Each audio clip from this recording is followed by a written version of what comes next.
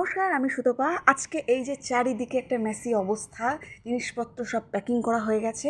আসলে আমরা এই দীর্ঘ 3 বছর এই কল্যাণীতে আমার হাজব্যান্ডের ট্রান্সফার হয়েছিল, তখন তো আমরা পালপাড়াতে ভাড়া থাকতাম।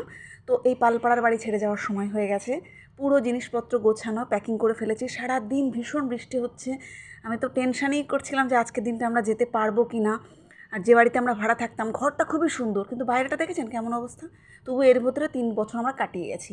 সমস্ত জিনিসগুলো আমাদের যে ছোটো লরি টেম্পোতে করে আসছিলো তাতে লোড করা হয়ে গেছে। তারপর ঘরগুলোকে একটু গুছিয়ে পরিষ্কার করে রেখেছি, কারণ আমরা যে ঘরটা ছাড়বো, ছাড়ার পরে সবারই উচিত কোনো ঘর ছেড়ে দিলে সেই ঘরটাকে পরিষ্কার পরিচ্ছন্ন করে রাখা। কারণ আমরা যাওয়ার পরে তো কেউ না কেউ এখানে আসবে ভাড়া থাকতে, তারা যেন এসে বলতে না পারে যে ঘরটা যারা থাকতো তারা কেমন অপরিষ্কার অপরিচ্ছন্ন করে রেখে গেছে, বা তাদেরও যেন থাকতে অসুবিধা না হয়। ঠিক যেমনটা আমরা নতুন জায়গায় গেলে চাই না যে একটা পরিষ্কার পরিচ্ছন্ন ঘর, ঠিক সেরকম যাওয়ার আগে ঘরটাকে পরিষ্কার পরিচ্ছন্ন করে দিয়েছি। তারপর আমাদের টেম্পোটা পেরিয়ে গেছে, আমাদের নেক্সট গন্তব্য হচ্ছে কৃষ্ণনগর। তো যাওয়ার আগে পালপাড়াতে আমরা যে 3 বছর ছিলাম, ওখানে একটা ভালো রেস্টুরেন্ট ছিল, যেটা আমরা কোনো দিনই যাইনি।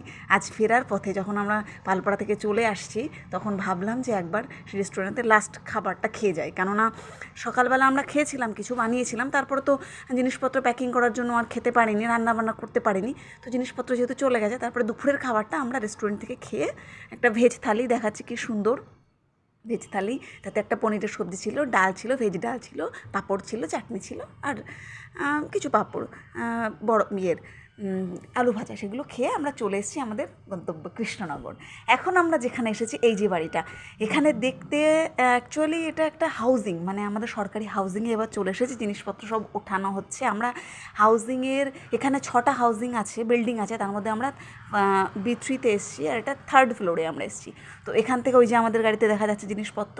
এবার এই যে দুইজন ড্রাইভার আর একজন উনি দিয়ে এসেছিলেন, যিনি জিনিসপত্র, ওই ছেলেটার ওই ভাইটা, ওরা জিনিসপত্র ওই ব্যালকনি দিয়েই তুলছিল। মানে ভাবা যায় না, এত বড় বড় ভারী ভারী জিনিসপত্র, যে বা আমার যে লাগেজগুলো, এই যে ব্যাগগুলো সব ভীষণ ওয়েট, আমার মাথায় আনতে হচ্ছিলো, সেটা ওরা পুরো দড়ি বেঁধে বেঁধে ওপর দিয়ে তুলেছিল। মোটামুটি তোলা হয়ে গেছিলো। তারপরে ওরা খাটটা সেট করার পর আমরা একটু বিকালের দিকে বেরালাম, কিছু বাজার টাজার তো করতে হবে, রাত্রে খেতে হবে। তো পাশেই দেখলাম একটা গির্জা আছে, চার্চ যেটা বলে, সেখানে বেশ একটু দেখতে পেলাম, ছবি টবি তুলে নিয়ে আসলাম।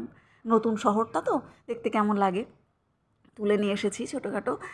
আর তারপর আমরা বাড়িতে এসে শুরু করেছি হাউজিং গোছানোর কাজ। কিন্তু যদিও এই যে আমাদের হাউজিংটা বাইরে থেকে এরকম দেখতে লাগছে, অনেকগুলো বিল্ডিং আছে পরপর, এখানে 6টা বিল্ডিং আছে। তো 6টা বিল্ডিংয়ের এখানে সম্ভবত A গ্রুপ আর B গ্রুপের অফিসারদেরই বিল্ডিং এটা। তো এই যে বিল্ডিংয়ে আমরা, এই যে ফার্স্ট বিল্ডিংটাতে আমরা থাকি, 3rd ফ্লোরে আমরা আছি। তো আপাতত জিনিসপত্র মোটামুটি কিছু গুছিয়েছি, তারই একটু ভিডিও আমি দেখাচ্ছি। যে আমরা বিভিন্ন জায়গায় ট্রান্সফার করি বলে আমার জিনিসপত্র ভীষণ কম, আমি কম জিনিসই বই নিয়ে বেড়াই। বেশি কিনতে গেলে তো সেটা বইতেই হবে, আবার যেটুকু প্রয়োজন সেটুকুই থাকে। তো আমি আমার পঞ্চমুখী হনুমানজির ছবি একদম দরজায় লাগিয়েছি, তারপর ঢুকে যাচ্ছি ঘরের মধ্যে। যেটুকু আমার জিনিস যা আছে মোটামুটি, তবে আমরাও ঠিক এখানে এসে কিন্তু এত পরিষ্কার পরিচ্ছন্ন পাইনি জিনিসপত্র, পরে আমাদেরকে গোছাতে হয়েছে, পরপর গুছিয়ে নিয়েছি। আর এই যে আমার পণ্ডিত বিশ্বাস, ছোট বিশ্বাস তিতাস, ওকে আমি উৎপাত বিশ্বাস বলি, প্রচণ্ড উৎপাত করে।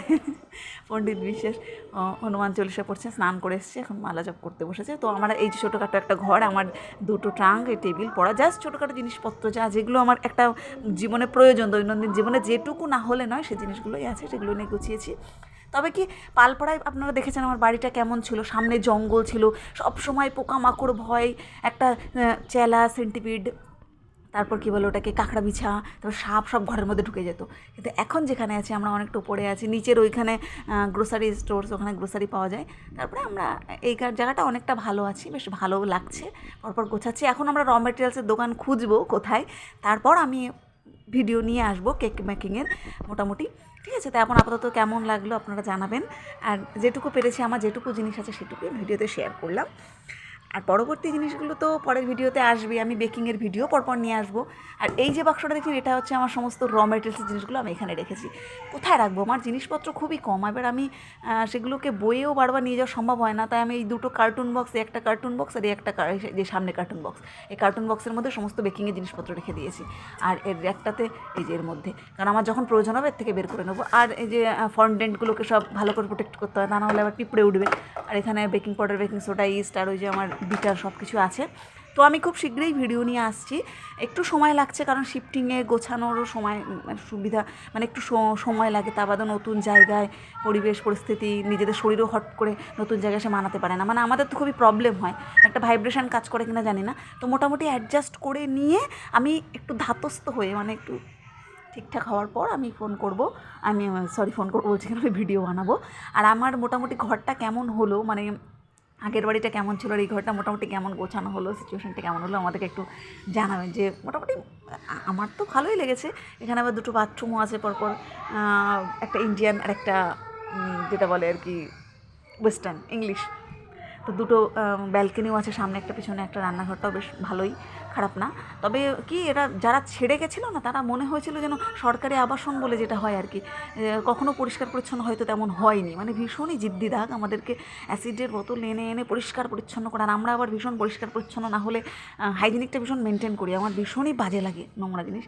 তো এখন নতুন জায়গায় এসেছি, এ সমস্ত সবাই অফিসাররা আছে চারিদিকে, মিসেসরা আছে, বাচ্চারা আছে, এদের সাথে পরিচয় করতে হবে, বেকিংয়ের বিষয়ে জানাতে হবে, আমাকে হয়তো ফ্রি ট্রায়ালও দিতে হবে। হওয়ার পর নিজের বেকিংটাকে কীভাবে স্টার্ট করব, কীভাবে এদেরকে দেবো, কারণ এটা তো নর্মাল মানুষজন নন, যে যথেষ্ট এডুকেটেড এবং যথেষ্ট বুদ্ধিমত্তা সম্পন্ন মানুষ, তাদেরকে বিশ্বাস করাতে গেলে নিশ্চয়ই কোয়ালিটি ভালো দিতে হবে জিনিসপত্রের।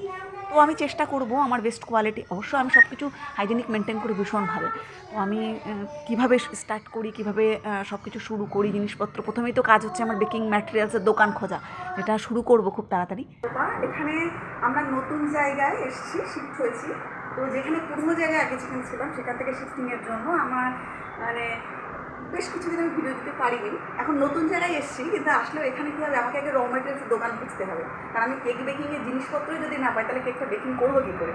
তো আপাতত আমি এখানে যেখানে এসেছি সেই জায়গাগুলো দেখাবো, কীভাবে গোছাচ্ছি বা র মেটেরিয়ালসের দোকান খুঁজে পেলাম কীভাবে, বা কীভাবে আমার বেকিংটা আমি স্টার্ট করছি, সে সমস্ত ভিডিও পরপর নিয়ে আসবো। কিন্তু আপাতত যেহেতু নতুন জায়গায় এসেছি, নতুন জায়গাটাকে গুছিয়ে নিই ঠিক করে, তারপরে র মেটেরিয়ালস দোকান পেলে বুঝে আমি কেকের ভিডিও নিয়ে আসবো।